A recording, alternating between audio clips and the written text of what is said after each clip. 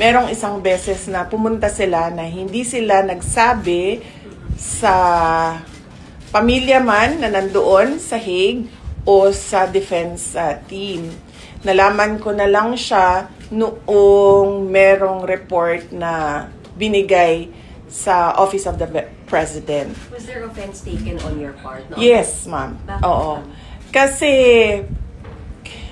hindi naman sila nag-welfare check eh. Simula nung dumating si dating Pangulong Rodrigo Duterte, pumupunta sila doon for specific reasons, hindi dahil sa welfare check. So, noong nag-file ang abogado ng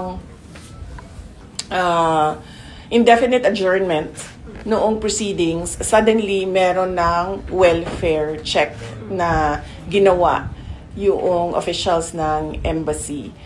At kung makikita mo doon sa report, ay ini-interview nila si dating Pangulong Rodrigo Duterte. And somehow, nagbibigay sila ng, although nagsabi naman sila doon that we leave it to the medical experts sa assessment ng overall health niya. Pero meron silang mga insinuations doon na para bang silang nag-a-assess ng kanyang kalusugan.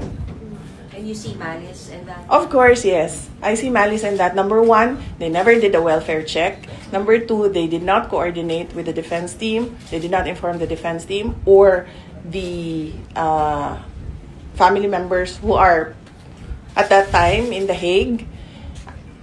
And yun, makikita mo sa report, nag-a-assess sila sa kalusugan.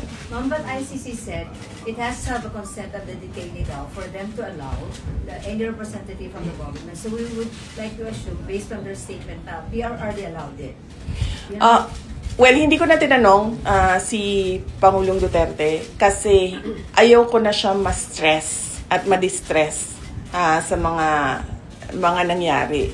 And ayaw ko na isipin niya na merong mali doon sa mga sinabi niya. So ayaw ko na i-confirm pa sa kanya kung ano yung nangyari doon.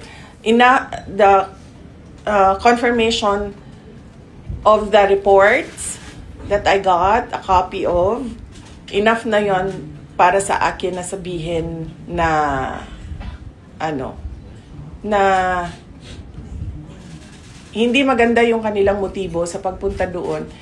Dahil unang-una, sinabi ko nga, hindi sila nagpasabi na pupunta sila doon.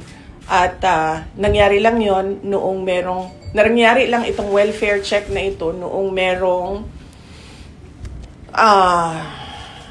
filing ng indefinite adjournment. At makikita mo sa report, nag-a-assess sila ng kalusugan. Wala pong explanation sa inyo, VP, even after the fact na bumisita sila? After the fact, wala silang explanation. I believe nag-explain ang Department of Foreign Affairs, ang DFA. They said that gumagawa talaga sila ng welfare check sa mga kababayan natin. So